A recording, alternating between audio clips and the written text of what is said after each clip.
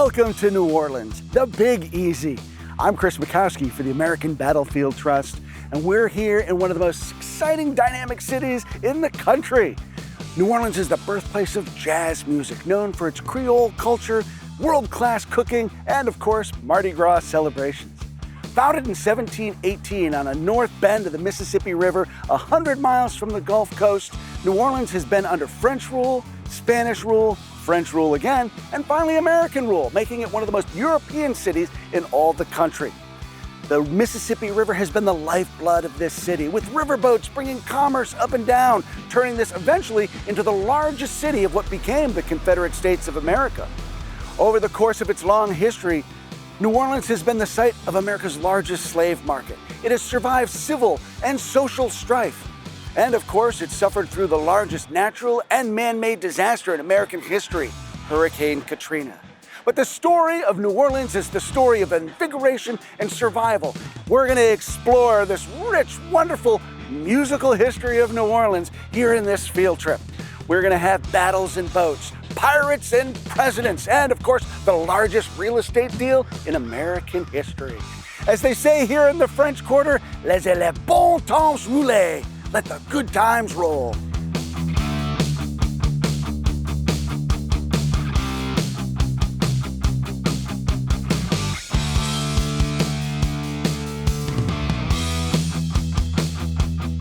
I think New Orleans is the city we know today because it's a confluence of culture, cuisine, music, history, and it's just a melting pot here along the banks of the Mississippi River. At first, this area will be settled by Native Americans. There'll be Native Americans going up and down the Mississippi River, and specifically around the lakes that are near here. From the Native Americans, we'll then move into the French colonization, which happens around 1717, 1718. And then later on in 1762, we have the Spanish come in because there's this war known as the French and Indian War in America.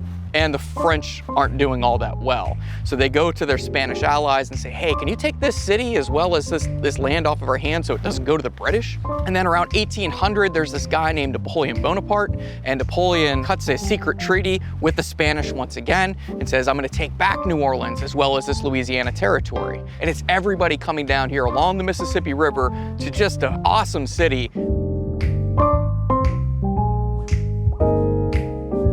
For our first stop, we're going to cross Jackson Square, which sits at the heart of New Orleans' famous French Quarter. Jackson Square is named after President Andrew Jackson, whose statue sits here as one of the most recognized spots in the entire city.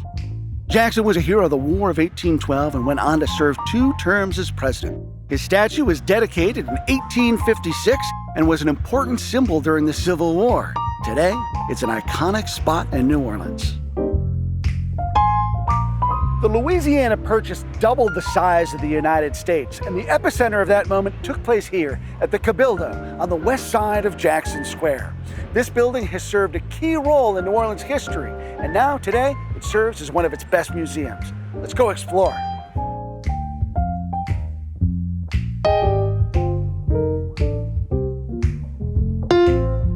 Hi, I'm Chris. Hi, I'm also Chris. I'm the education curator here at the Louisiana State Museum, and I want to welcome you to the Cabildo. Thanks so much for having us. This is a fantastic space. Tell me a little bit about the building. Well, this has always been an important building here in Louisiana because starting in 1795, it's always been a government building. At the time of the Battle of New Orleans, this was the home of the city council, the main police station, and the prison. And after the Battle of New Orleans, it retained its role as the mayor's offices, the home of the Louisiana State Supreme Court, and it's been a museum open to the public since 1911. So this building really has been at the center of the city's pulse since its beginning. It's been an important building for a long time. Tell me about the many flags that we're standing under. We have all the flags that were flown over the modern-day state of Louisiana, which a lot of people don't know includes the British flag over some areas of Louisiana and the original Lone Star flag that flew over the West Florida Republic. Now, one of the most important events in American history took place here, the signing of the Louisiana Purchase. It would have been a wild month if you lived here in Louisiana for it, because the negotiations were all done in Europe. And when people here found out about it, it was through the formal transfer ceremonies that were signed in this building, transferring the territory from Spain to France and then France to the United States, which on the ground here in New Orleans all took course over the span of 3 weeks. Any chance we could take a look around? Yeah, I'd be happy to show you around. Come with me this way. The Louisiana Purchase took place in 1803, and it's one of the most important real estate transactions in American history. It essentially purchased the city of New Orleans as well as the Louisiana Territory from the Gulf of Mexico up to Canada and put together the middle of what we know as the United States. It was $15 million, purchased from the French by President Thomas Jefferson. Well, speaking of the Louisiana Purchase, we've got this big illustration of it here that I wanted to show you. You talked about the flags going up and the flags going down. What's taking place here? This would have been the end of that ceremony, the official transfer from France to the United States. Now keep in mind, this painting was done for the 100th anniversary in 1903, so it's not like a photograph of what was going on. So what was the Louisiana Purchase? Well, the Louisiana Purchase really changed the direction of the United States by vastly increasing its size. The Louisiana Purchase happened in large part because Napoleon's designs on the New World failed when the French forces lost battles against the Haitian revolutionaries. They pulled out of the New World, sold Louisiana to the United States. So as I'm looking at this painting, this looks like the room where I met you. This is exactly where we met, and this would have been a really event space, which is the role it still has today as part of the museum. But the actual formal signing of the transfer would have taken place actually in the room that we're standing in right now, which is the original meeting chamber of the Spanish Cabildo, the council that advised the Spanish governors. I've got goosebumps being right on the spot. Now, we call it the Louisiana Purchase. We're in Louisiana. Right. But that stretches all the way far into the north. Because of the acquisition of this new property, what does it do to the city itself as far as a commerce center and a population center? The period between the Louisiana Purchase and the Battle of New Orleans is the beginning of a period of really rapid growth. After the Haitian Revolution, both free and enslaved came to New Orleans from Haiti. People are coming to New Orleans from Europe still. There's a big movement of people from the northeastern United States to New Orleans. And so part of that is just the business of the port itself, but this was also the gateway to the west for a period of time. So there are a lot of people coming through New Orleans because they intend to set up plantations in the Louisiana Territory or go even further west. I know that the Purchase does a lot to secure the Mississippi as a trade route as well. What does that do as far as commerce for the growing United States? And really, that seems to put New Orleans right at the key spot. No, that's actually a good way to put it. And it's one of President Jefferson's motivations for opening negotiations with the French to begin with. Because originally, Jefferson just wanted to purchase the city of New Orleans. As the Americans were moving over the Appalachians, it was really difficult for a farmer in Ohio to get their produce to market in Philadelphia, dragging it over the mountains. Whereas it was relatively easy to put all that produce on a boat and float it down the Ohio to the Mississippi. The only problem was the big port at the mouth of the Mississippi was either Spanish or French territory.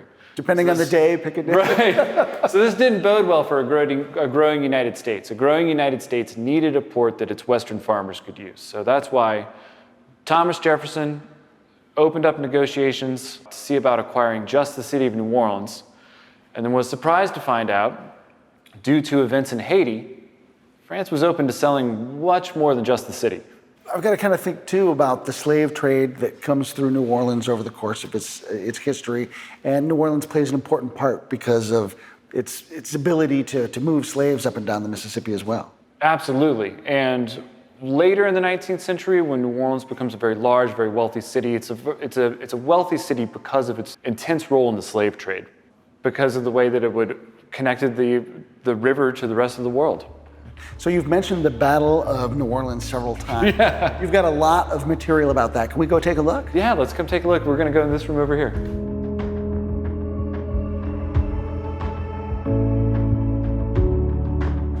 So tell me a little bit about Andrew Jackson. Well, can't really talk about the Battle of New Orleans without talking about Andrew Jackson.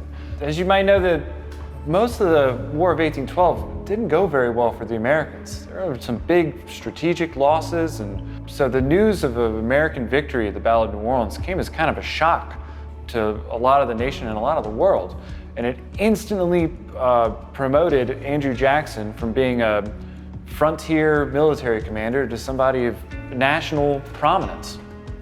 And he's really become a larger-than-life figure since then. Absolutely. I think that's going to be kind of natural if anyone gets that famous that fast.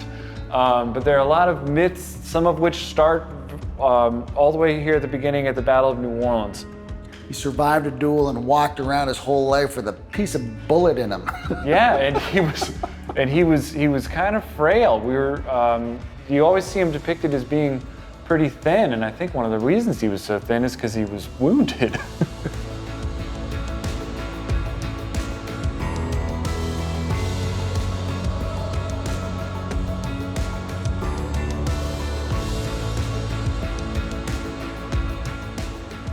This is an incredible painting. Tell me what we're looking at. It's a big, epic painting, and this is one of our main teaching tools for the Battle of New Orleans here at the museum for field trips and regular visitors. But keep in mind, it's not a photograph. This is an artistic rendering. This is an artistic rendering. It was painted in France in the 1830s, so well outside of New Orleans, well after the battle. It is interesting because there are some things that are accurate in it. Some of the distances have been either stretched or squished. And to play up the drama, some people are closer to the action than they might have been. Like Andrew Jackson, right up on the front lines. And then we have the death of the British general, Pakenham, also right up front where both are easily visible to the viewer. The artist wanted to show off who some of the main figures were in the battle. They wanted to depict it as an American victory. Some of the things are accurate. The formations of the Americans are pretty accurate. But then when we add in, there's some imagined buildings and some other things that are there that weren't really there in real life. You've talked about the huge cultural amalgamation that makes up Jackson's army, and we can see that in parts of the painting over here. According to the myths, the most famous fighters of the American army were the Kentucky and Tennessee frontiersmen, but the army was largely made up of people who were available here in the city of New Orleans, which would have been the free men of color, immigrants from all over the world. So it would have been a really interesting army. What I think is kind of neat is that Jackson's not front and center in a painting like this where you might expect him to be. He's kind of tucked off at the side. He is. He's very much supervising in this one, whereas we can see Pakenham kind of on the front in his horse, which that is an interesting thing the artist chose to do. Another person that we could pick out of the crowd here is a fellow by the name of Jean Lafitte. Tell me who he is. Well, Jean Lafitte did have an important role in the Battle of New Orleans. Depending on who you ask, he was either a privateer or a pirate. He was kind of the face of a big operation known as the Baratarians. It was a privateer and pirate base south of the city. They supplied a lot of men, the weapons and gunpowder. A lot of the men that they provided were pirates. They were experts at using cannons, and it was really the cannons at the Battle of New Orleans that defeated the British. Most of the soldiers at the Battle of New Orleans, British or American, didn't get close enough to fire a musket. The battle was really decided by the exchange of cannon fire between British and the American side, which would have been Army artillery commanded by U.S. naval forces, and artillery run by the Baratarians. You talk about the myth making, and there's a song that talks about the soldiers grabbing an alligator and using that as a cannon. Did that happen? No, but there would have been some sleepy alligators right in the vicinity. We've got a rude awakening this day. And one of the things we'll be able to do on this trip is go to the battlefield itself and walk the land and connect what we're seeing here with the footsteps we get to walk in. Chris, thanks so much for spending some time and talking with me today. Do you mind if I look around the museum a little bit? Yeah, be my guest. Thanks for coming. Thanks so much.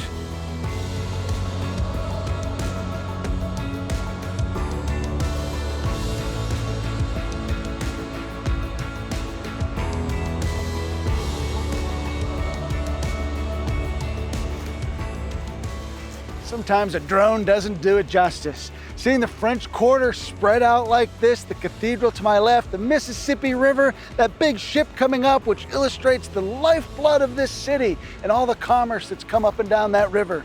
We've got Jackson Square in front of us with the statue of Andrew Jackson there, Café Du Monde through the trees, and off in the distance, you might be able to see a tall smokestack.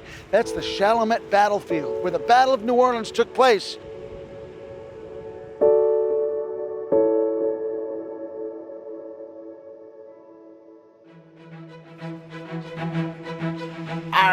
Welcome to Pirates Alley.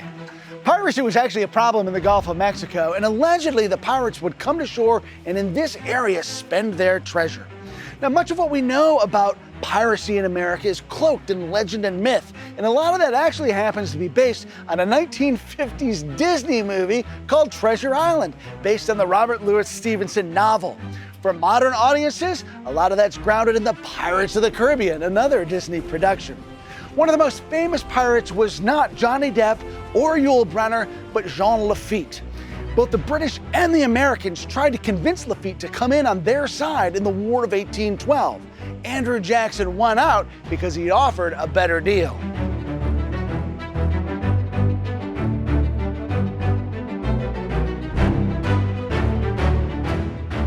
We're on Royal Street, which is the western side of Jackson Square, the beginning of what most people consider to be the French Quarter, full of fantastic environment and great live music. Right, fellas? Ramble to a gambling house and gamble on the green. Right. And there they showed the Ram a trick that he had never seen. Didn't he ramble? Didn't he ramble? Didn't he ramble? Didn't he ramble? Didn't he ramble?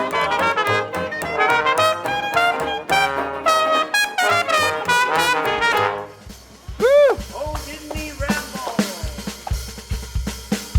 Bourbon Street's really the heart of the party district down there in the French Quarter. I think that's what all of the tourists know. But the French Quarter is more than just Bourbon Street and good time. There are great restaurants off on the side streets. Go down to Royal Street, or if you can go along Canal Street and check out all the great sights. It's a great place to go, and it's a place that has such layers of history all the way back from French colonization to today. And we have finally arrived at New Orleans' most famous tourist attraction, Bourbon Street. Bourbon Street is named after King Louis XV, who was king at the time that New Orleans was founded. Now, this is as quiet as you will ever see Bourbon Street, so it's time to get the party started. Woohoo!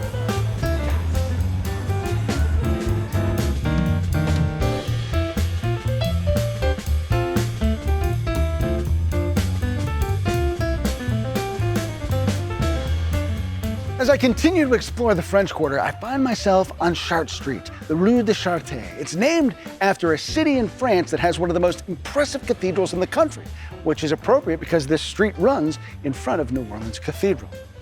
Although it's called the French Quarter, the architecture here actually has a heavy Spanish influence. At the end of the 1700s, two massive fires ripped through the French Quarter, destroying nearly every building. But as the city rose from those ashes, it rebuilt itself with a Spanish Caribbean influence. That's why you see the buildings made of brick, not wood.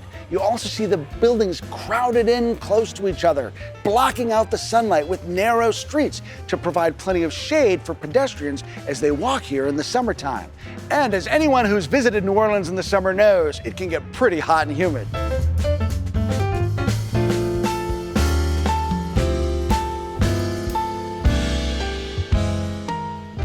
Joan of Arc was a teenage girl when she helped drive the British from Orleans during the 100 Years' War. She became Saint Joan, the patron saint of France.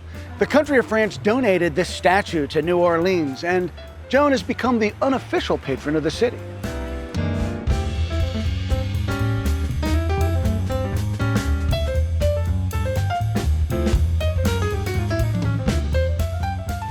I've got a muffaletta sandwich that comes from the Central Grocery Company, which is a New Orleans institution. And when we think of New Orleans, we usually think of French cuisine or Creole culture, and we don't think of the immigration that flooded into the northern cities, like the Italians and the Germans and the other Europeans. But in fact, New Orleans had plenty of Italians come here too. The muffaletta sandwich is a testament to the impact they have made on the local cuisine.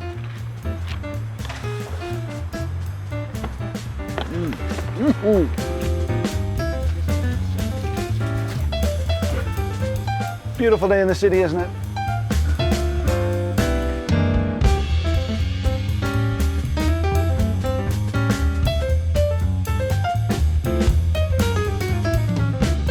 It's time for a snack at the world-famous Café Du Monde.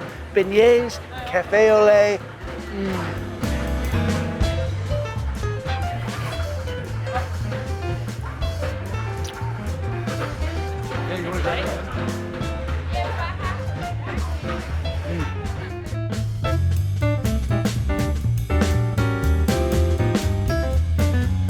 These delicious deep-fried delicacies are covered with powdered sugar. I don't have a bib, so I've had to put my jacket on to save my black shirt.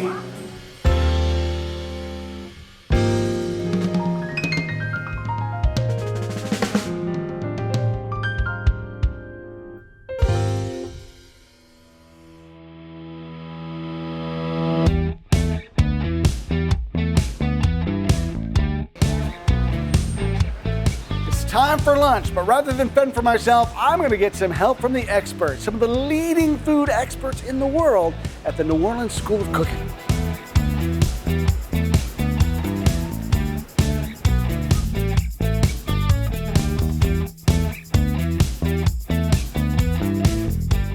Chris, welcome to New Orleans and our School of Cooking. I am delighted to be here. Thanks for having me. We're gonna do some gumbo today, and we're gonna do some bananas Foster. Ooh. But I need you to get in the right uniform here. So Oh, very good. Very good. Here.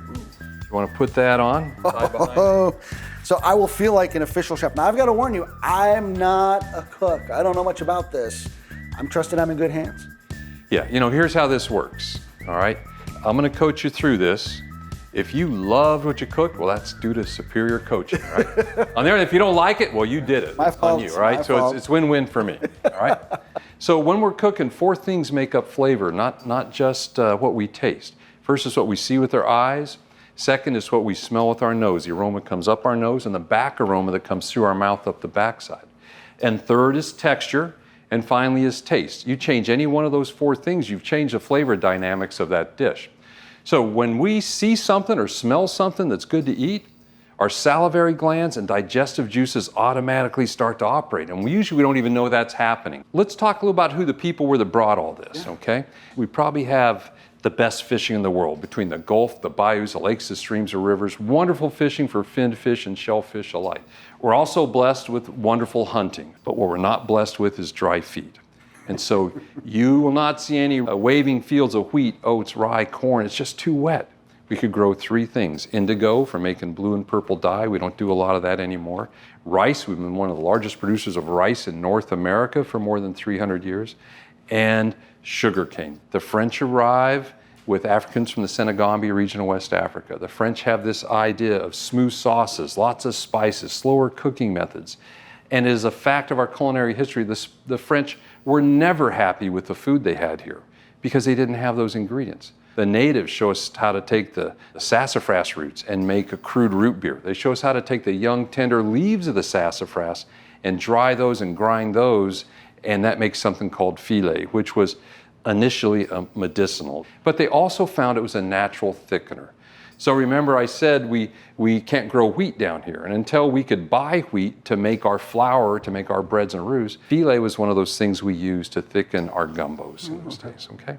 The Africans arrived in the Senegambia region of West Africa as enslaved people. That's where rice comes from. That's where sugarcane comes from. Our Louisiana yam or sweet potato comes from there. Many, many other things, including something called kin gumbo. Now, kin gumbo is how we get the name of our pot that we're gonna make today, all right? Kin gumbo was their term for okra. It also is a natural thickener. So we had a choice between filet or okra to thicken our soup, stews, and sauces, all right? Following them, our Germans arrive in 1721. They bring cattle, dairy products, sausage-making skills, brewing skills, baking skills. And when Spain takes over, they bring the spices. The Spanish bring the tomatoes in what's called the Colombian trade. And the Spanish bring the pigs and share those with the Acadians, the Cajun folks, all right? And now we're really cooking. I'm excited to see what we're going to add to this because that sounds like a wonderful recipe for success. It is, and that's why this is one of my favorite things to cook. So is it time for us to get cooking? Let's do that, all right? So what we're gonna cook today is the most popular gumbo in South Louisiana. We're gonna start with some nice chicken here, okay? And over here, we have some andouille sausage. And then here we have our vegetables. It's called the Trinity. Catholicism dominates our culture for the last 300 years. All the terms of the church are pervasive throughout our culture, including our cooking. It's always half onion, 1/4 celery, 1/4 green pepper goes into everything. And then this, my friend, is the Pope. The Pope is garlic. You know how the Pope's hat looks like a clove of garlic maybe? And when we put the Pope with the Trinity, we call it the Holy Trinity. And then green onions, scallions, sometimes parsley, that is our blessing. The blessing goes on last. We have some flour here and some fat. And we're going to make a roux. And you can select yourself a whisk out of there, maybe the flat whisk is a good start, and then take your flour and just put it right in there. Okay. Now, by tradition, in South Louisiana, we're going to use one of two types of fat, all right? Either butter for making our lighter roux, or we can use lard, and that's what we're using today. It's wonderful stuff. That seems like good old-fashioned. That is. Right, do I It's start- the best. do I start- Go ahead and start stirring it up. So Chris, just get it all dissolved in there. As soon as all that flour is dissolved in that hot fat, you have a roux. That's a blonde roux. A blonde roux would be used if we're making a cream soup. Let's go to a roux spoon now. I'll take the whisk from you. All right. And now the trick with that roux spoon is you want to keep all that roux moving. You want to clear every bit of that pan around the edges and in the center. Beautiful. Good job, Chris. So the longer I keep this on, the darker and thicker it gets. Correct. And then today we're going to keep on going from there to a beautiful dark brown gumbo roux, all right? That gumbo roux is what gives the gumbo that nice smoky, nutty aroma and taste. It's what gives it the color, all right? And it's thickening. You're a natural at this, I've got a good teacher. Oh, that smells so good. doesn't it? Making you hungry now, huh? It is. So we're going to swap positions. I'm going to keep this from burning for you. You did a great job, Chris. That's beautiful. And what I want you to do is take a third of your Trinity vegetables, put them in your gumbo pot, Okay. and then we're going to turn the heat up on that, okay? Just grab them with your hands and put them in there, about a third. So what we're going to do, if we put some fat in there, that's sauteing. You've done that. But we want to sweat this down. Sweating means nothing else is in here except the vegetables themselves. And at this point, we now can put another third of the Trinity in there. Okay. Okay. Whoop. Okay. Beautiful. First layer gives us the sugars. Second layer gives us a combined vegetable flavor for the stock. The last third of our Trinity, we're going to add just before we serve our guests. It's not going to have a chance to cook down. It's only going to warm to the temperature of the pot. So now you can see it for presentation. Go, oh, that's a piece of celery there. So using the same ingredients, we get three distinctly different results. That layering is what sets South Louisiana cooking aside. All right? So now what we're going to do is spread that evenly on the bottom, and you're going to pour your roux very carefully, very slowly on top of your vegetables there. Very, very slowly so it doesn't splatter. So let's go ahead and add our stock into there. No heat yet. All right, so let's put our heat up to high. And now this is going to build fairly quickly, okay? Let's have our chicken and put it in there. Again, this is parboiled chicken. At home, you can use raw chicken and cube it up, put it in there. And then let's add our andouille sausage. Beautiful. I'm going to make sure I have every last piece of It's andouille good in stuff. And let's add our pope, our garlic. So we have fresh chopped garlic there.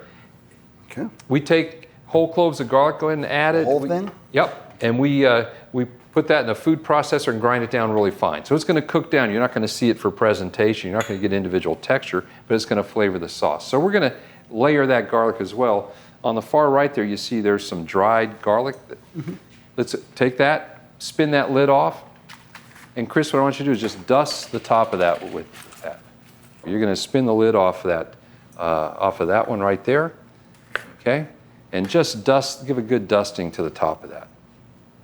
Now, I've been stirring here as my natural instinct has suggested. I may have been doing it all wrong, though. I mean, should this have just been sitting here, or should I have been? No. You can stir as much as you want. That's good. There we go. And with that, my friend, your gumbo is complete except for time cooking. So we can put a lid on it and let it simmer away and go to our dessert. Very good. How's that? All right. So every good meal has to have dessert. You're going to give us a Yes. New Orleans favorite? Absolutely. Bananas Foster. It is the most popular flambé dessert throughout the world now. And it was created just around the corner at Brendan's restaurant. Melt down this butter. And then once that's melted, you're going to cream in the brown sugar. So let's take our brown sugar and put that in. And this is basically just melting the sugar granules and then combining it with the butter? That's it. So now we can throw some bananas in. All right, just dump them in? You can put half of them in now, and that first half will cook down in there and get soft and flavor that. and the other half we can add after we flambe it. Ooh. Chris, you're going to add a splash of that banana liqueur to help push the flavor of those bananas. Good. Stir it up. Set that down, and if you would, pick up the voodoo dust, which is our cinnamon. And what I'm going to flambe this by pouring some rum around the edge. That hot edge of the pan is going to vaporize the rum. We're going to see a cloud. We don't want to stand in the cloud because that's what's going to light. Okay. And I'm going to light the cloud. It's going to travel down, and then you're going to take the voodoo dust and pinch it with your fingers and throw it into the flame. Okay. Right in the middle. All right? Are we right. ready? I think I'm ready. Okay. Okay, throw it in there. More voodoo dust. Fun, huh? Woo!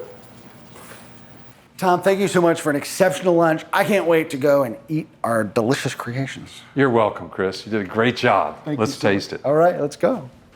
Oh, I can't wait. It was so good to smell this. Looking at it, it's beautiful. Now let's see how it holds up to the taste test.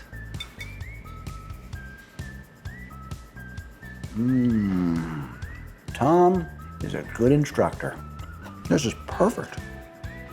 I feel like I'm eating New Orleans in a bowl here, and all those layers of culture and history that he talked about, all right here in front of me. And those 4 aspects of flavor that Tom talked about are really at play, making this just a delightful, delightful bowl of gumbo. And I love gumbo. This is the best I've ever had. Where I come from, we eat dessert first. I've got to jump to that bananas Foster.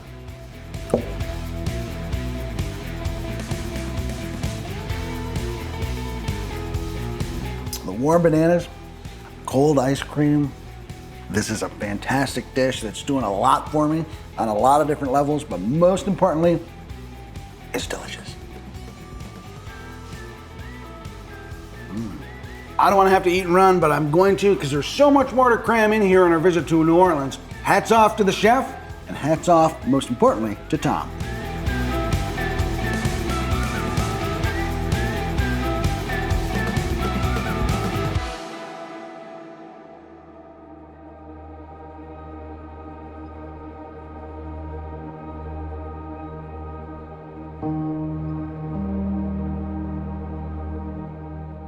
New Orleans, of course, is a city bursting with life, but an important part of that is also the way the city celebrates and commemorates death. To talk about that, we're here at Metairie Cemetery, one of the most historic in the world. I'm Chris. Hey Chris, how you doing? Welcome to our home here in Metairie Cemetery. Delighted to be here. So tell me, what makes this cemetery so spectacular? Forbes, the business magazine, named this cemetery one of the top 10 most interesting in the world.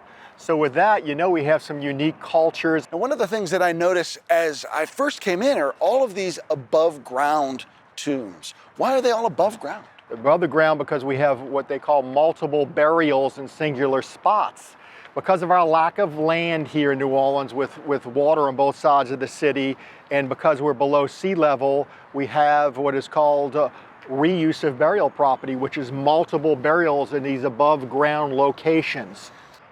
So how many people are buried in your cemetery?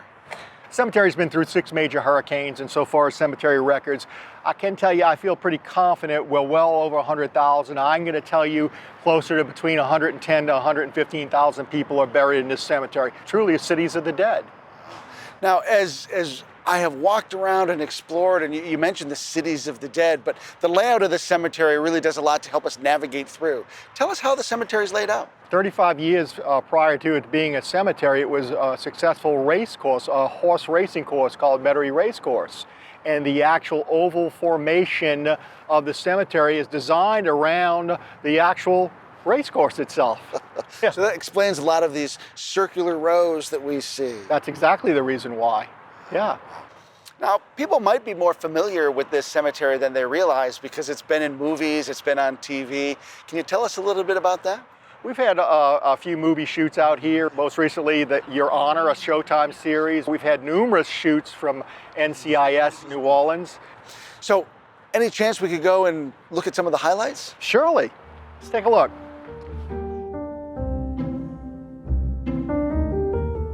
And then right here, we're talking about the Army of Tennessee tumulus, built in like 1885. On the top of that is Albert Sidney Johnson riding his horse Fire Eater. So who is it that's buried here? This is PGT Beauregard. This is the guy that ordered the shots at Fort Sumter that started the Civil War. And he was from New Orleans. He was from the New Orleans, yes. Who else is buried in here with him? 182 Confederate soldiers. All of them are of the Army of Tennessee. And there's 49 actual crypt spaces. And as those filled up, the remaining soldiers were placed in the receiving vault that we have designated in this tumulus. So this is really like a group burial site. But what's the advantage of everybody coming together into a single site like this? I think it's just a brotherhood of they were soldiers, they served together, and this is where they wanted to permanently be together. So Jerry, would it be okay if we went and explored more of the cemetery? Let's do it. And it seems like the layout of this cemetery is really designed to get people yet another way to celebrate and contemplate life, because it's a beautiful place to walk around. Sure. I mean, one thing that lends to that is, like we talked about, is the circular formation. So this is a pretty significant sculpture that you have here. That's correct. First of all, it's the tomb of Chapman Hines, a local New Orleanian whose love was in the museum in the arts. And Chapman Hines learned of a statue that was done in Protestant Cemetery in 1885 by a guy by the name of William Wetmore Story. His wife passed away, and his children wanted him to do something that he did in his life, and that was sculpt. And through that, and through his grief, he designed the original and only original Weeping Angel. So what makes this Weeping Angel different from others? What makes our Weeping Angel different is the drop scroll. It is not representing the loss of anybody in Chapman Hines' family's death. It represents the loss of New Orleans art. Chapman Hines, once again, was big into the museums, and so that was his symbolism. So on the scroll, what's written there? It's a listing of 10 deceased New Orleans artists. So how many governors are buried in this cemetery? Got a lot of history in here. We got 9 Louisiana governors buried in this cemetery. Supreme Court justices? 7 Louisiana Supreme Court justices in here. We got the who's who of New Orleans families in here. You mentioned earlier that Ruth's Chris Steakhouse? Ruth's Chris Steakhouse, Tell Ruth me- Fertel. Ruth Fertel is an interesting story. In that tomb that she built was in 1999, and she wanted to wind up showing it off to her friends prior to any funerals being there. So we allowed her off hours after hours to wind up doing so. She invited 200 of her friends out, made little favors of the tomb to give out, had a jazz band out here and had clergy out here blessing the tomb and what have you. Typical New Orleans party. Who's in this very steeply roofed grave?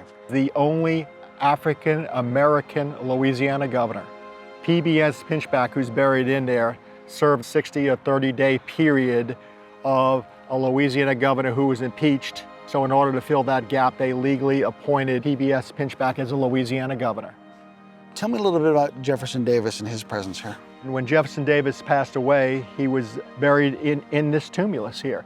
I will go on to say I believe the largest funeral in the history of New Orleans was Jefferson Davis in December of 1889. The idea was then to go ahead and come here and lay his body to rest here in this tumulus in the Army of Northern Virginia, with the thoughts of moving him to his permanent home in Richmond, Virginia. We're standing next to a grave for Andrew Higgins. Who is he? Andrew Higgins, I love the fact that we recognize Andrew Higgins because we recognize a lot of the historical Civil War figures and things of that nature. Andrew Higgins is more on the lines of World War II in the modern version with the Higgins boat with a tie to the World War II Museum. President Eisenhower referred to Higgins as the man who won the war for us. Sure. Pretty significant. I would say so, yes. I know one of the things that's important to you is to have people come here and have a space to reflect and really appreciate what's going on. I've always said, man, this cemetery is for the living. It honors the dead, but it's for the living. I mean, we have people come through here that jog, that exercise in comfort, walk their dogs. So I truly do believe that our cemetery is for the living. Jerry, thanks so much for spending time Sure, with buddy. us. All right, thank you. Thank you. Okay.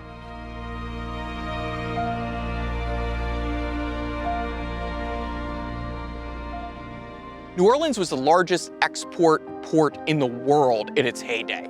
Everything coming down the river would come in from the western side of the Appalachian Mountains, coming down from the Great Plains, down here to New Orleans, and then out to the world. Its #1 export at one point was cotton. Cotton was king down here, so vital to the United States economy from the early 1800s all the way up to the Civil War. Now, unfortunately, until the era of steam, you could only really come downriver because the current of the Mississippi is very strong.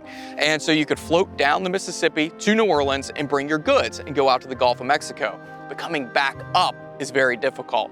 Once we have the implementation of steam and actual engines, we're able to go up and down the Mississippi River. That's what's going to give us one of our most recognized parts of New Orleans culture, and that would be the riverboat.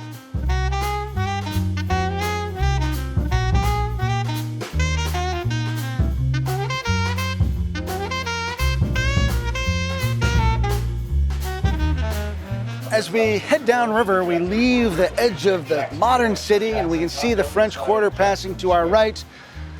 Just past us was the Supreme Court building for the state of Louisiana. Coming up on our right, we can see the Grand Cathedral, Jackson Square, the Cabildo. You can also see a lot of the erosion prevention efforts that they've made. A seawall here along the river, a way to try to tame the mighty Mississippi and keep it from spilling its banks into downtown. It's such a wonderful opportunity to see New Orleans from the water. As we've been walking through the city in the cramped streets, now we can see how open and wonderful it can be as well.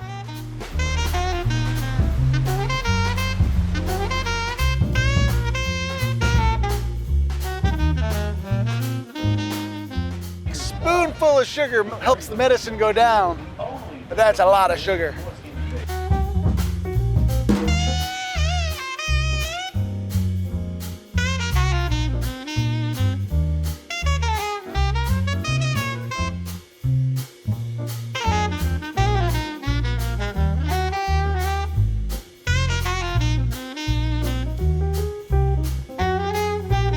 The riverboat has brought me 8 miles downriver from New Orleans to the Chalmette Battlefield. This is part of Jean Lafitte National Park and the site of the Battle of New Orleans on January 8th, 1815.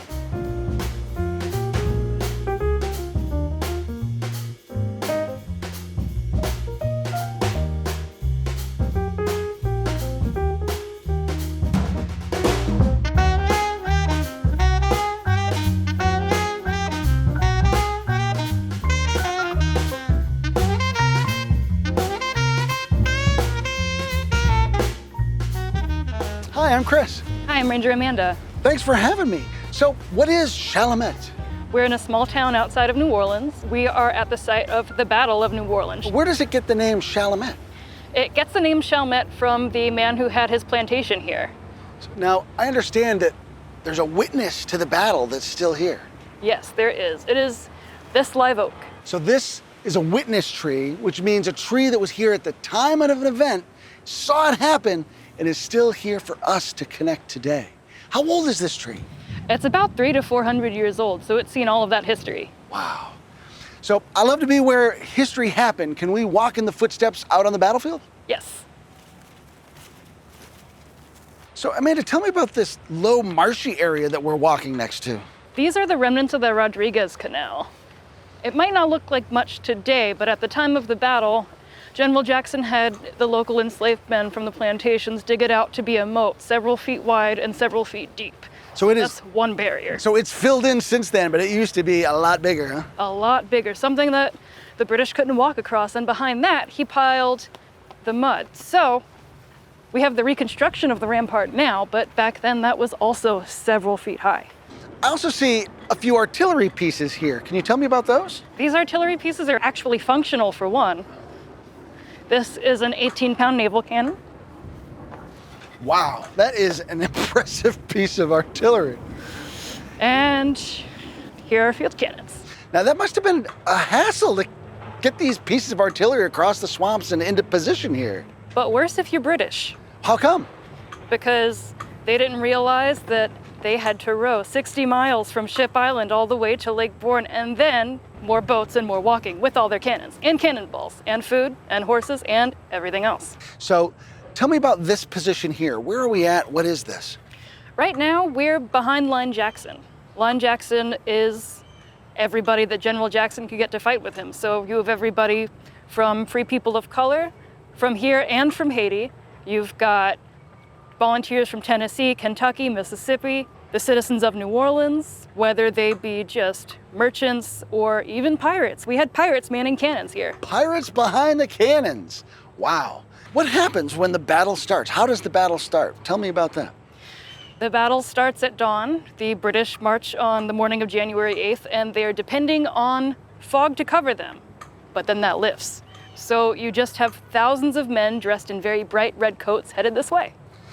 So are they coming from that direction? They're coming from that direction. One column along the river and one column along the swamp. They run into the Louisiana militia and the Baratarian pirates, and that column gets stopped dead in its tracks, and this column over here runs into the Choctaw and the Tennessee militia. So as the British advance against this line, how does that battle unfold? It unfolds very poorly for the British. Now, if you're thinking you're the British Army, you just won against Napoleon, you've ransacked the East Coast, you've burned Washington, D.C., you can just come and fight all these untrained militia and win, right? That did not happen. What's the aftermath of this battle? What are the results? The aftermath were over 2,000 British casualties, killed, captured, wounded, and on the American side, less than 20. Wow, that seems pretty lopsided. So if someone wants to bring a class here, someone wants to come visit Chalmette or Jean Lafitte in a larger sense, what would you encourage them to see or do when they come? I would encourage them to check out our visitor center, and also if they can catch any of our living history demonstrations, to definitely do that. Amanda, thanks so much for spending Yeah, some of time course. with me. I can't wait to explore this battlefield and see what else I can enjoy on a beautiful day like today. I've met up with my friend, American Battlefield Trust historian Chris White, to talk a little bit about the battle. Chris, a lot of people probably know about the Battle of New Orleans, but don't know much about it. What happened here? So the Battle of New Orleans is one of those seminal battles in American history. When you think about the Revolutionary War, you have Trenton and Yorktown. You think about the Second World War, you have Iwo Jima and D-Day. And here in the War of 1812, we have that Star-Spangled Banner at Fort McHenry. You might add in the USS Constitution, but here at New Orleans is probably the most famous victory outside of Fort McHenry. And here in January of 1815, from my right, from the east, will come a British army. They'll be marching right across the front of us, and they'll be going out towards the west, towards the city of New Orleans. And they'll be approaching Andrew Jackson's army of about 5,500 people, probably the most diverse army in United States history, all the way up until the 1950s when we integrate the army. As we're standing on part of the battlefield right now, we're kind of behind the British approach, heading in that direction. What are they facing across the battlefield? Okay, what we have to remember in 1815, we're using what are called linear tactics. If you think of linear tactics, they're basically large rectangles moving across this land. And as you'd move across this basically open piece of land across the plantation, you'd be looking out towards what's called Line Jackson. Behind us is the Mississippi River. To the north of us is a swamp. So if you're the British, you only have one route or avenue of attack, and that is across this open plain toward a fixed, fortified position. And to make it even worse, the Rodriguez Canal is about 8 feet deep in points, and you need scaling ladders. And the British didn't bring their ladders. Home Depot wasn't around at that time. It seems like the British were just grievously unprepared for this whole campaign. They were unprepared for the terrain. Down here we have a lot of swamps, we have a lot of bayou, we have the Mississippi River, which even though we have the Royal Navy, the largest and most powerful Navy in the world, it's very difficult in the age of sail to move up the Mississippi River against its very, very heavy flow of that river. We also have the fact that the British commander showed up here very late, Edward Packingham. And when he arrived here on the spot, he's basically said, hey, we're ready to attack. We should go forward now. Another one of his subordinates said, no, we should wait. But it's gonna take the British some time to figure out exactly where Line Jackson is.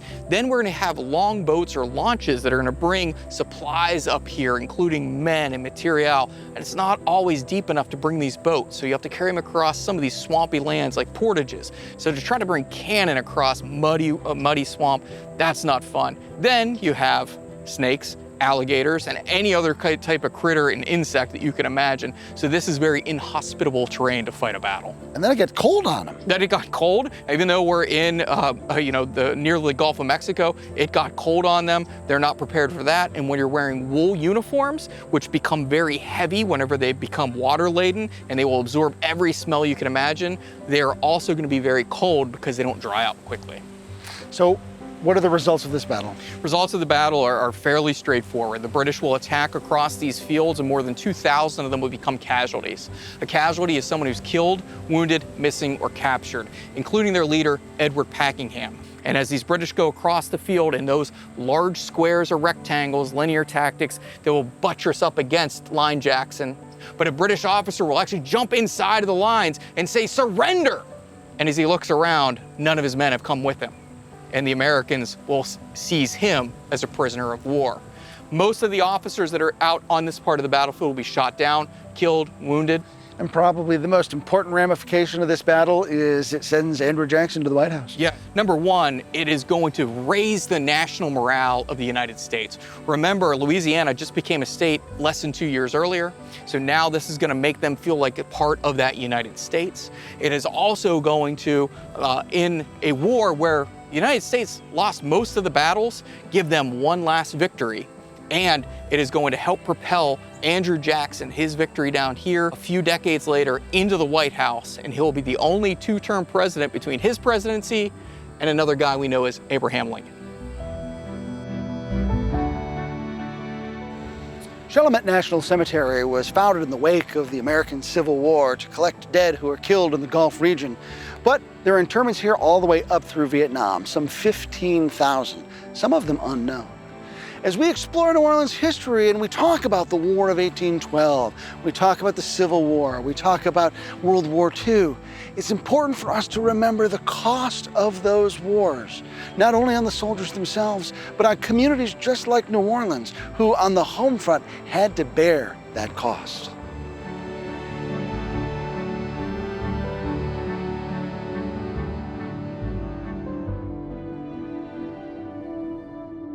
New Orleans is a very key city during the American Civil War. There's a boom from the time of the War of 1812 to the time of the American Civil War, what we call the antebellum period, before the war is what that means. And New Orleans went from a city of 8,000 to 11,000 people in 1815 to the third largest city in the United States by 1840, actually outpacing Boston. Only New York and Philadelphia are larger cities. By the time of the American Civil War, the exportation of cotton and the importation down the river of the slave trade here, the chattel slave trade within the United States, will make this a very, very key port. So there's a lot of commerce down here. It's along the Mississippi River, which is really the backbone of Middle America. So for the United States Navy, if we can control the Mississippi, we can control the middle part of the United States. And if we are the United States Navy, if we cut off New Orleans trade to the rest of the world, we can economically devastate the southern economy because they've lost their largest port, their largest export port, and that is New Orleans. This is a major victory for the United States when they take this city, the largest city in the Confederacy. It's also important because during the war, we can have what we call wartime reconstruction. That means putting this country back together.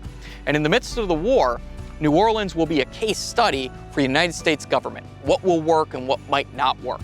In fact, when the Emancipation Proclamation is signed on January 1st of 1863, that is going to free slaves in areas still in rebellion, the slaves of New Orleans are not freed. This place is no longer in rebellion. But the State Department will issue the Emancipation Proclamation and send it down here in little booklets. And on the back side of it, they'll actually put the speech that Andrew Jackson gave prior to the Battle of New Orleans, kind of going back to their American ties and the pride of America, and show here's the Emancipation. On one side, here is Andrew Jackson. Remember, you were once Americans with us on the other side. And that's where wartime reconstruction will start. New Orleans, the largest city in the South, fell to federal forces in April of 1862.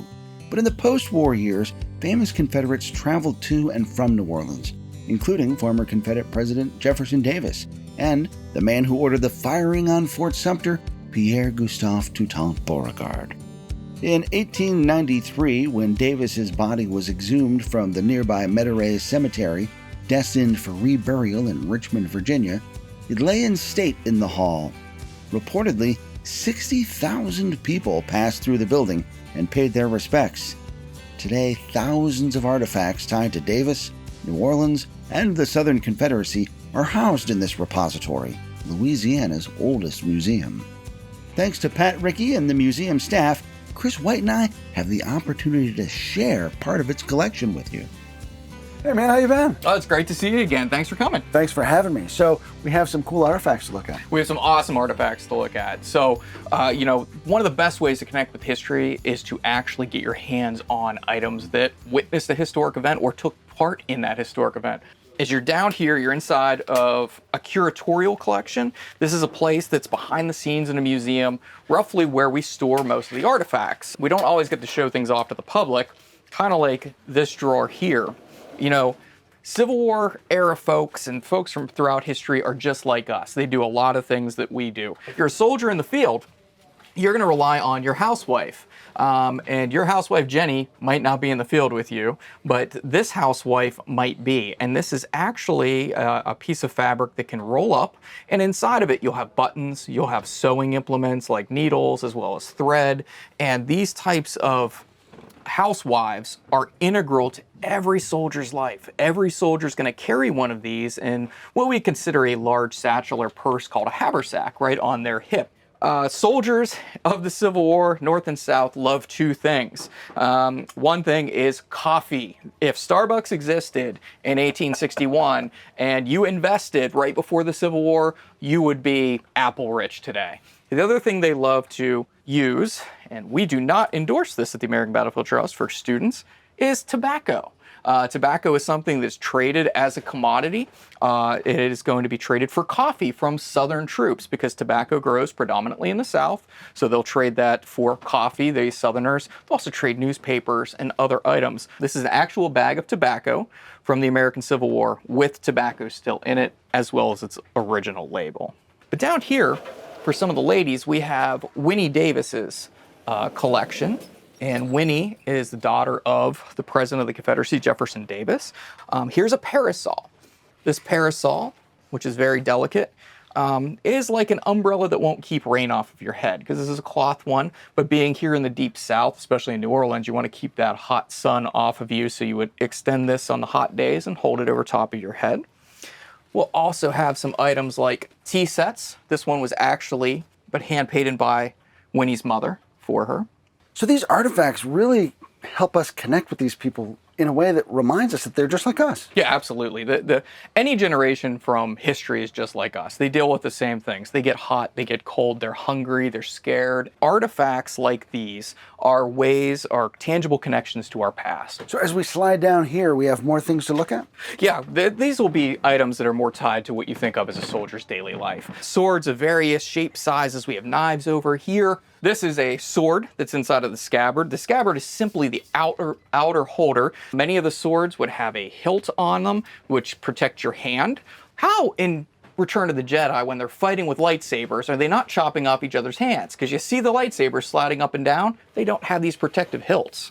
Yeah, Kylo Ren's the only one with any sense to have a cross hilt on his sword. Yeah, and I think that's how most people identify sword fights today. It's because of all of the other Star Wars trilogies. What do we have up here? We just have a couple more items for you, and this is to be the clothing items, uniforms that we think of. Here, this is an unidentified coat that we have here with both sleeves taken off of it. It's very homespun, as we would call it. This is, again, probably something made at home. We have some wooden buttons. We have various buttons throughout the Civil War. There are experts just on buttons throughout history. Beside this one, this coat is for a first lieutenant in a Missouri unit. We know that he's a lieutenant because we have two different bars up here, up on the collar. And the Confederates many times would put their rank insignia up here on their collar, much like we do today in the military. Sometimes it would be on the shoulder. That's more for the Union guys or the Northerners or the Yankees. And then we have red piping here. Red piping normally indicates he's an artilleryman. And it's what we call a double-breasted frock coat because we have two different buttons on it. This uniform over here is what we call jean cloth.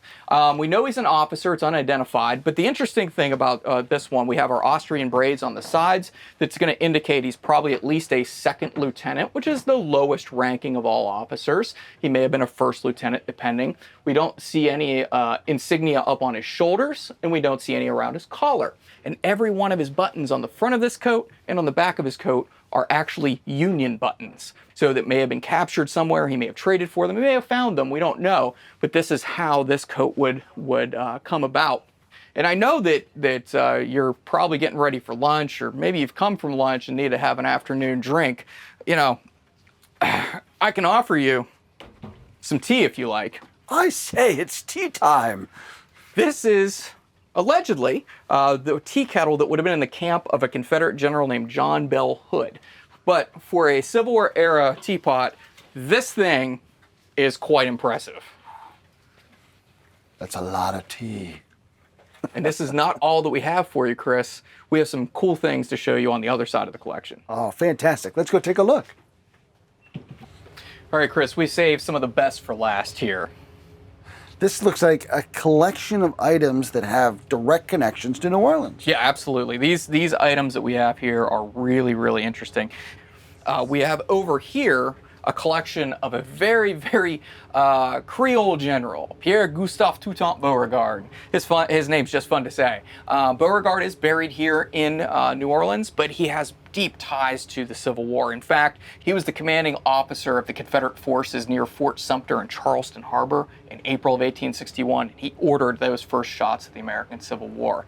We see here he has a very nice coat because he's an officer, and officers would buy their own uniforms. Up on his collar, you might notice that we have 3 stars with some laurels around it, and that is indicating that he is a general officer.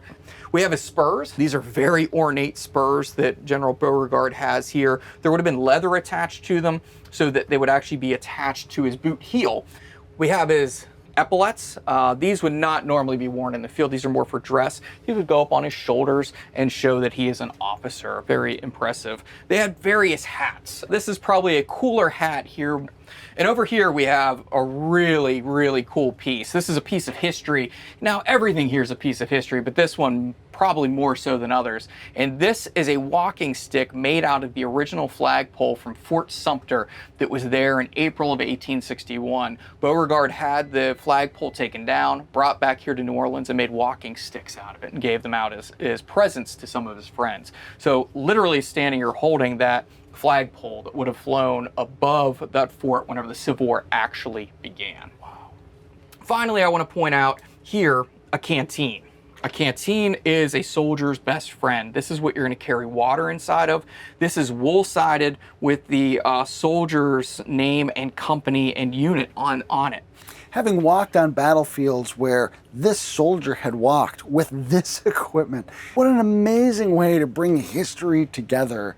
And again, one reason why preserving battlefields is so important, because you can connect these things to his face, to that ground, and have such a full story that connects us today with the past. Yeah, and this soldier fought at one of the most famous battles of the war, and that's Gettysburg. That's our #1 place to send field trips to, and he fought on land preserved by members of the American Battlefield Trust. I understand we have one more thing to see? Yeah, we have one more really interesting item tied right here to New Orleans that you can't miss. Let's go check it out. All right.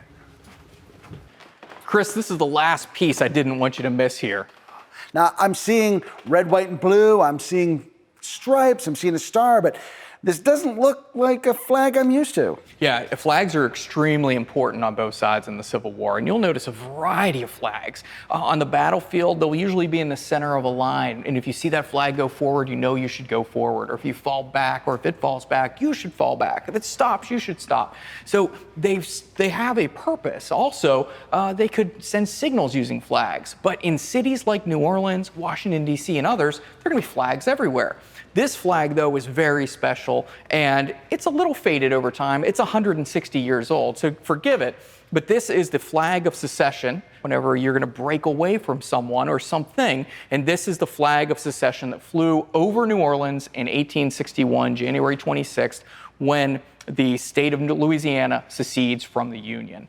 This flag itself would have 13 stripes of red, white, and blue. Over here in the canton, which is the upper square, this canton would have a more of a darker red with a kind of a gold star showing back to the Spanish heritage of the city. There was also French heritage here as well, but this with red, white, and blue would have represented the American side of things, and then the Spanish influence as well. Over here, this would have been where you tied it right to your flagpole. This is the fly right here, and this is going to be tied up to the flagpole, run up on one of the buildings here in New Orleans.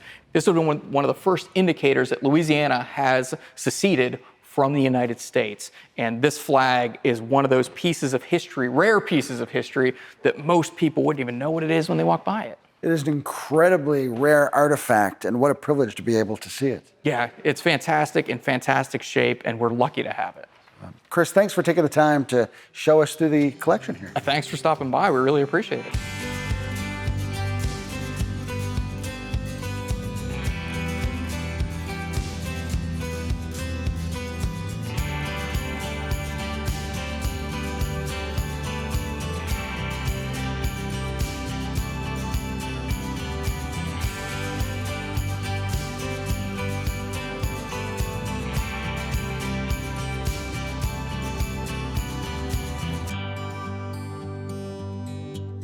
This is where the Middle Passage will end for many enslaved people. And that means the first passage is where they're actually captured on the African continent. And then the Middle Passage is when they're placed on a slave ship over in West Africa and brought over here to the United States. Through New Orleans slave market, which was the largest slave market in the United States, more than 135,000 people were bought and sold.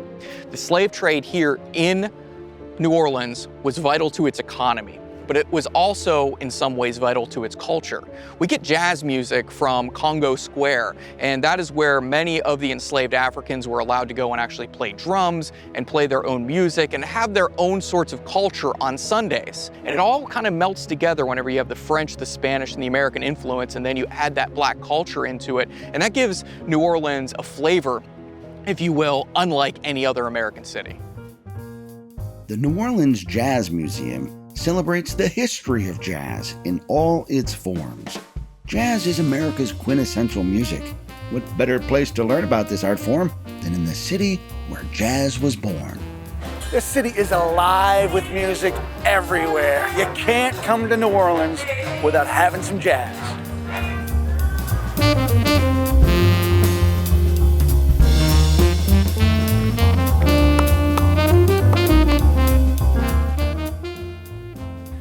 Louis Armstrong, the great saxophone, is practically synonymous with New Orleans jazz. He used this trumpet to learn to play the music that would make him world famous. Oh, what a wonderful world it was. From Christmas songs to James Bond theme songs, Louis Armstrong brought jazz music to the hearts and minds of the American public. New Orleans' signature jazz music traces its origins all the way back to its old slave populations. Since the 1700s, as the enslaved people were brought across the Middle Passage from Africa to the New World, their rich cultures came with them, including music, dance, and rituals. But by the early 1800s, local authorities, feeling threatened, began to restrict those gatherings until only on Sunday afternoons could they gather in an area known as Congo Square. Today, an area that is encompassed by Louis Armstrong Park. The stringed instruments and percussion instruments that they used in those Sunday afternoon gatherings proved to be the basis for what became one of the greatest American innovations of all time, jazz music. Since then, jazz has become one of New Orleans' most important and popular exports, going all the way from the battlefields of World War I through James Bond movies. Today, no one can think of New Orleans without thinking of its distinctive soundtrack, jazz music.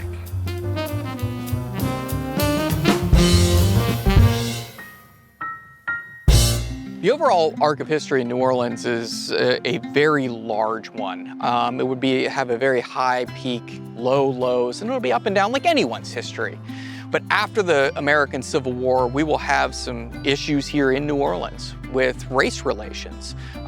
Those are right on Front Street. Those are some of the most difficult items that the people of New Orleans have to deal with. By the time the Second World War comes about, we're poised for a rejuvenation.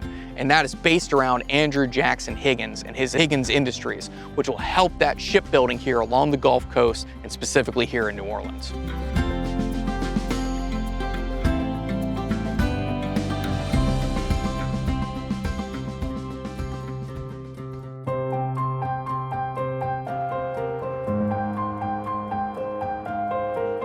It's important for us to realize that we're not that far removed from our own history. And that's why I'm particularly excited about our next stop, the National World War II Museum. Both of my grandfathers served in World War II, and I grew up hearing their stories of service, some of them funny, some of them harrowing. Anne Frank, who was the same age as many of you when she wrote her diary chronicling her experience hiding from the Nazis, was only 15 years old when she and her family were murdered by the Nazis in a concentration camp. The mission of the National World War II Museum is to help us connect with this own history. And they've brought history here to us so we can make those connections.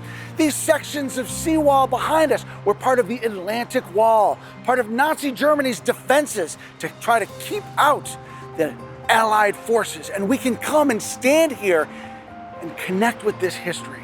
There's so much more for us to connect with, so many more stories to hear. Let's head inside.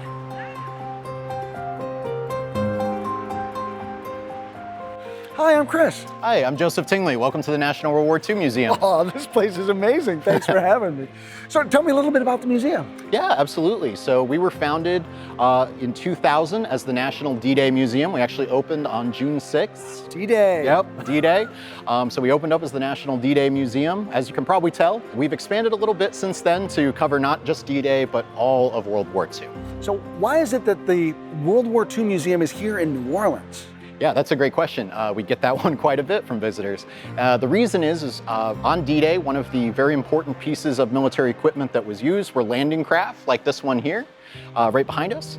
And these were built by Higgins Industries, which was based right here in New Orleans. So they thought no better place to honor the legacy of Andrew Higgins than having the National D-Day Museum here in New Orleans. Dwight D. Eisenhower, the general in charge of the invasion, said that Higgins is the man who won the war for us. Yeah, and that's high praise coming from General Eisenhower. Wow. Well, can we take a look around? Yeah, absolutely. Let's go. Thanks.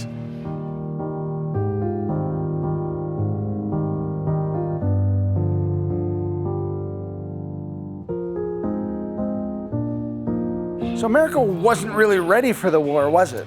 Not particularly, no. We had a very, very small standing army during peacetime, so we did not really have the resources to fight a global war that we were about to be called upon to. So what happened? What did it take for us to mobilize? It took a lot, and really it was a lot of American manufacturers kind of stepping up and transitioning from what they made during peacetime and transitioning into what can we make to support the war effort. So instead of making typewriters, we're making carbines. Yep. Instead of making piston pumps for pesticides, we're making landing craft. So some very, very big leaps in some cases on what they were actually manufacturing. So that must have made a huge industrial mobilization. Guys just like me having to go to work, welding together new Jeeps. Now don't miss a spot. Okay, oh wow, all right. I love the interactivity that the museum offers to help us submerge ourselves in this story. Yeah, it kind of makes it come to life, absolutely. Yeah.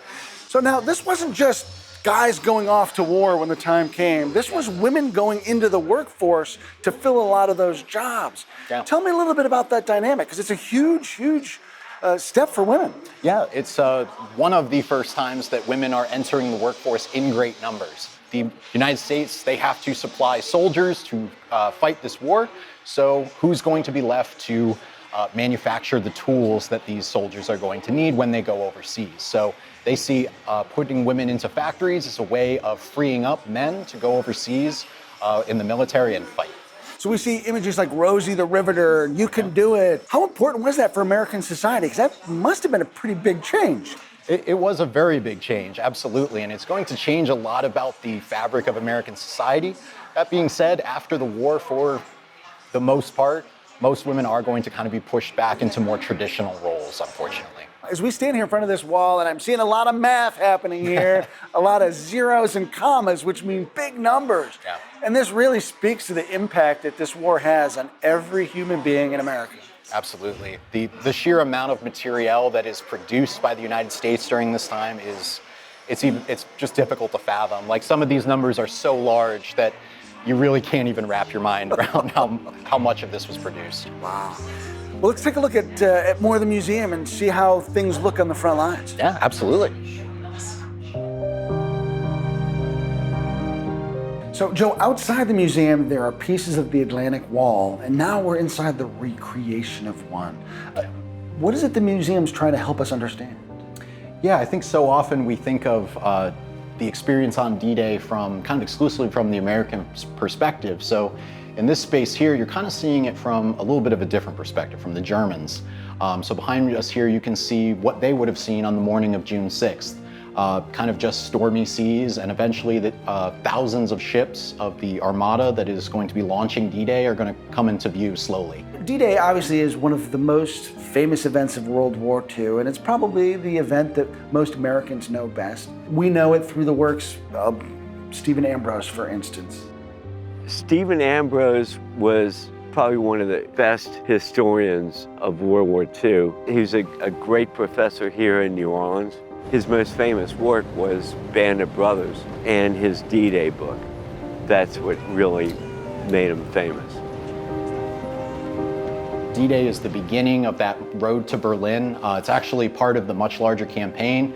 People forget that before D-Day, the Americans are fighting in North Africa and Italy. This is kind of that culmination of everything that's been learned in those previous campaigns. And of course, the Higgins boats are going to be instrumental on D-Day. Without these shallow draft landing craft that could come ashore and drop those troops right on the beach, most of the amphibious invasions of World War II would not have been possible. So what's at stake in this moment with this invasion? Well, to give you an idea, General Eisenhower actually writes essentially what is his resignation speech as the Allied commander and tucks it in his pocket just in case. He takes full responsibility because this is a gamble. Today we know D-Day is successful and the Allies win the war, but this was still a big roll of the dice. This was the largest invasion of the war up until that point. Is it quite all or nothing at this point? I mean, pretty much, yeah. If the invasion is unsuccessful, then the American military might be in the similar situation to England, where we're not really ready to try another invasion for some time because we have to rebuild. Because as you can imagine, if you don't secure this beach, most of these guys who are landing are probably not going to get off that beach.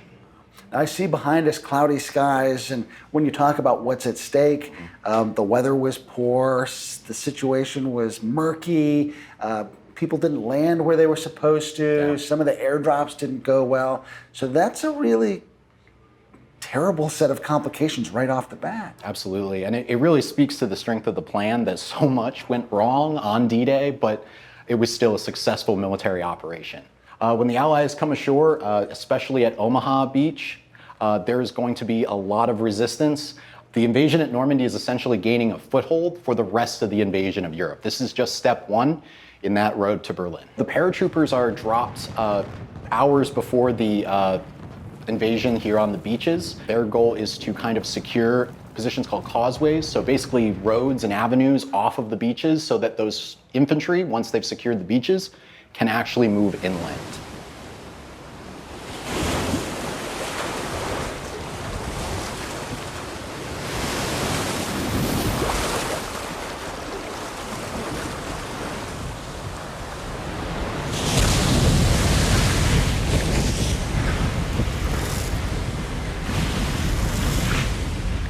So we've secured the beaches, and now it's time to secure the road to Berlin. Mm-hmm. Should we go there? I think so, yeah. All right, let's go. Yeah. On June 6, 1944, some 18,000 Allied paratroopers leapt into the night. They were the first to breach Hitler's Atlantic Wall. The paratroopers joked, Hitler made only one big mistake when he built his Atlantic Wall. He forgot to put a roof on it. Soon, an armada of more than 6,000 ships and crafts of all shapes and sizes materialized off the Normandy coast, carrying some 133,000 soldiers and nearly 200,000 sailors and Marines from 13 Allied nations. Above, more than 11,000 aircraft flew 14,600 sorties. Hitler once bragged, "Our enemies are men below average, not men of action, not masters. They are little worms." He couldn't have been more wrong. What President Franklin Delano Roosevelt dubbed the arsenal of democracy roared to life, supplying the free people of the world as they banded together to liberate Europe from the yoke of despotism. D-Day was just one day in a war that spanned the globe and lasted 2,194 days in all. To many, D-Day was the day of days. It was a day of hope for millions of people living under Nazi rule. Victory on the beaches of Normandy meant the Allies could push in from the west. D-Day didn't happen in a vacuum. On June 5, 1944, Italians flooded the streets of Rome as Allied liberators seized the first capital of a major Axis power. On June 22, 1944, the Soviet Union launched its major offensive. From the south, east, and west, Allied forces doggedly assaulted the Third Reich. Hitler's fortress Europe was a fortress no more. This is one of my favorites here, because to this day they actually do not know the identity of that soldier, whether he made it or not.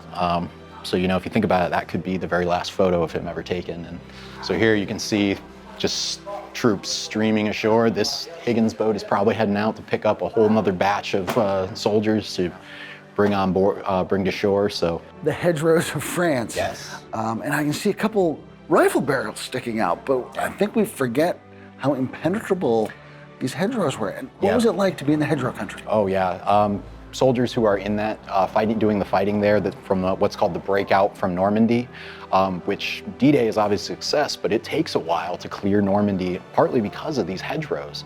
They divide up the fields like we would use kind of low stone walls here in these states, but they use these big hedgerows that have been growing sometimes for, you know, decades, if not centuries.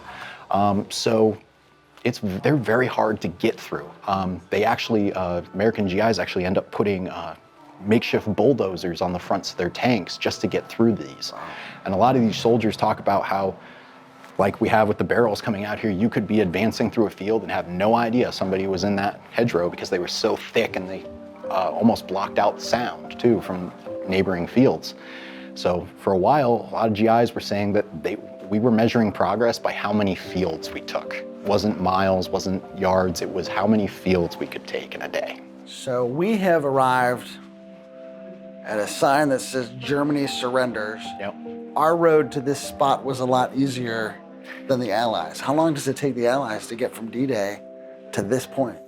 Yeah, it's going to take them until 1945, so almost about a year to get to that point. And remember, this D-Day is just the invasion of mainland Europe. The US has been fighting since 1942. And we haven't even talked about the war in Japan. We haven't talked about the Russian front in Eastern Europe. I mean, so they're truly a world war. Absolutely, and one of the reasons that we are able to push the Germans back is that the Germans are fighting a two-front war at this point. They're also fighting the Russians. So they're kind of being squeezed from two sides. That's going to be vital for why D-Day is successful and why the invasion of Europe is successful ultimately. Operation Overlord, the D-Day landings, was just the first step in the liberation of Western Europe.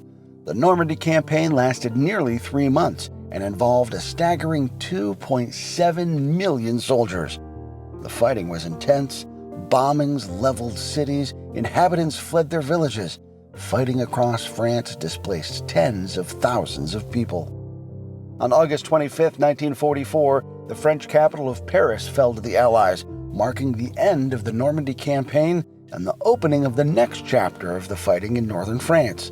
The cost of gaining the foothold in Normandy and the subsequent liberation of Paris came with a high price. By the end of August 1944, some 227,000 Allied soldiers, more than 400,000 Axis soldiers, and nearly 40,000 civilians were casualties of the campaign and of a war that claimed the lives of 65 million people around the world. Hey, isn't this the Jeep I was just working on up in Sayers? It was. I think the welds on this one might be a little better than yours, but yes, it is the exact same Jeep that you were working on in the Arsenal of Democracy Gallery. Yep. So we've been mobilizing, we've been supplying the world before we ever get into the war. So tell me about the global nature of this conflict before we even get in.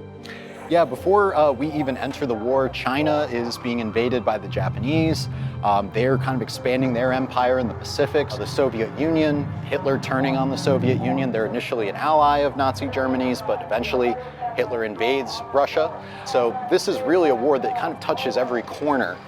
Even China, Burma, and India, you have fighting in all of these areas. And this gallery here sort of captures Tunisia and North Africa. Yep, absolutely. And that's one of the really nice things about our galleries is not only do we have the items that tell stories and the artifacts that tell these stories, but we also have the environments as well. And that's going to be a huge part of especially the North African campaign.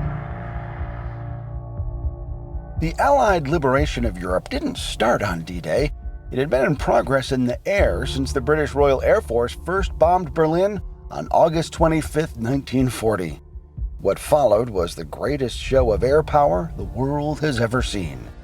When the United States entered the war, the Allies started around-the-clock bombing of German cities and installations. The air war seemed glamorous, with movie stars such as Clark Gable and Jimmy Stewart taking to the skies of Europe. But that wasn't the case. In the British Bomber Command, only 24% of airmen survived the war unscathed. The famed U.S. 8th Air Force lost 47,400 airmen, nearly half of the casualties suffered by all of the U.S. Army Air Forces during the war. Yet, the Flyboys persevered and assisted ground forces in their push to victory. That push was no cakewalk.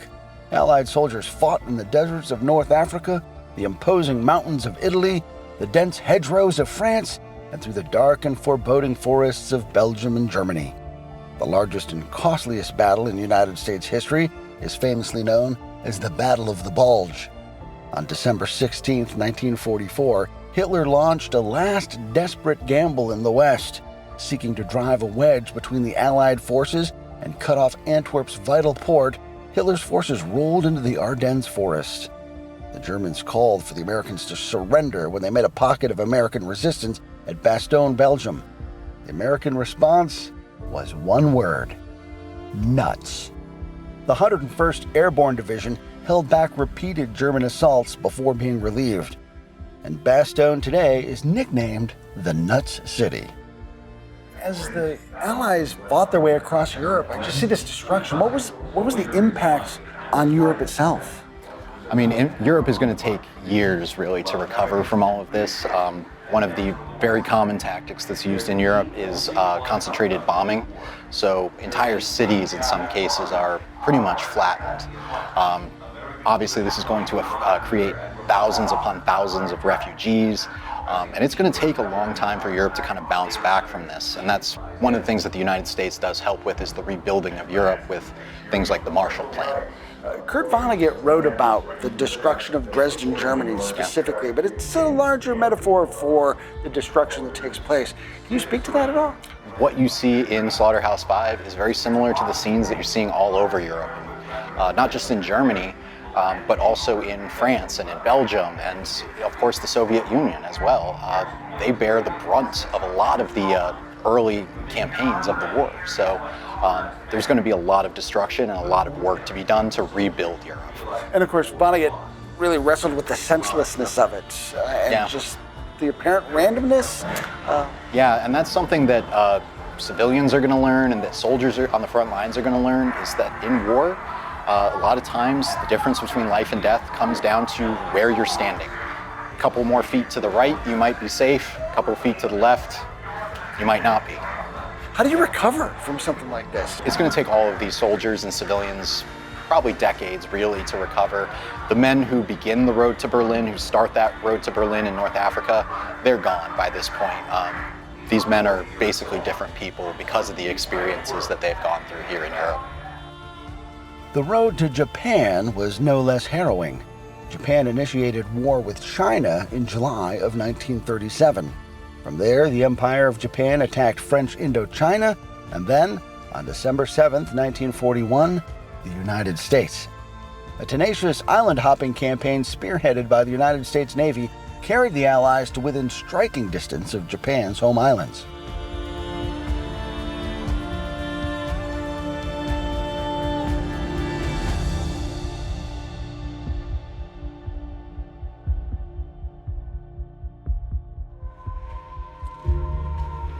We've seen a lot of challenging, difficult things in this museum today.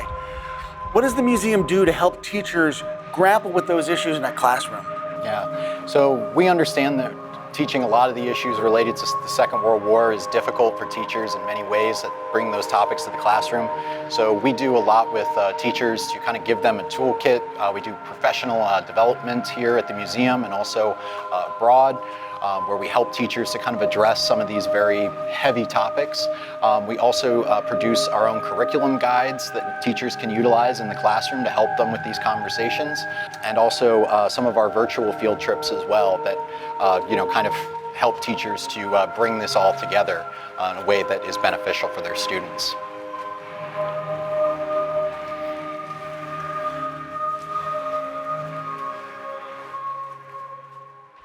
Now here's a guy I like. We're standing with Dwight D. Eisenhower, eventual two-term president, but he is the general who led the liberation of Europe for the Allies. Now, aside from a general, we can actually follow our way through the museum in the footsteps of a soldier, an individual enlisted man, through your dog tag program. Tell me about that. Absolutely. So the way our dog tag program works is when folks arrive at the museum, they can pick up one of these cards right when they first purchase their ticket, and they scan it at a kiosk, and they will pick a soldier to follow through the rest of the museum. There are then kiosks spread throughout the exhibits and throughout the museum campus that allow you to just touch it and learn a little bit more about what the person that you are following did in that particular area of the war. Now, we have only been able to scratch the surface of an entire museum complex that is incredible. There's no other word for it. Why would you want folks to come here and experience this for themselves? I think our museum does a really great job of really bringing the events of World War II to life, not only looking at the big picture, the large armies moving across Europe and the island hopping in the Pacific, but it really focuses in and gives you those personal stories, the stories of the average infantryman, the average soldier, the average sailor, who really is the reason that the Allies were able to secure victory. So that, I think, more than anything, is what we bring to the table here at the National World War II Museum. They did no less than save the world. Absolutely. Joe, you've been wonderful. Thanks so much for spending time with us today. My pleasure.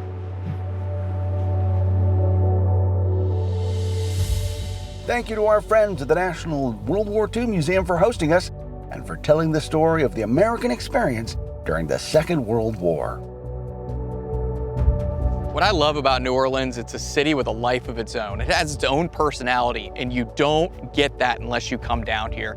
Yeah, we went to places here and we interacted with some great people, but I encourage you to come down here, check out the National World War II Museum. It's unlike anything else that you have ever experienced. Explore the French Quarter, get into the Cabildo, and just see the vibrant city that this is. It comes to life at all hours of the day, and it's an experience second to none. As we've discovered, the history of the Big Easy hasn't always been easy, but New Orleans has always managed to tap into its deep wells of resilience and take advantage of its rich layers of culture to not only bounce back, but thrive and blossom, making New Orleans a vibrant, wonderful city that you should visit for yourself. If you want the opportunity to visit some national treasures of your own, treasures like Boston, like Charleston, New Orleans, Vicksburg, Mississippi, then you can take advantage of the American Battlefield Trust's virtual field trips. And if you'd like to go in person with your students, you can apply for field trip grant funding for the American Battlefield Trust. I'm Chris Mikowski for the American Battlefield Trust. Thanks for all you do to support battlefield preservation and education.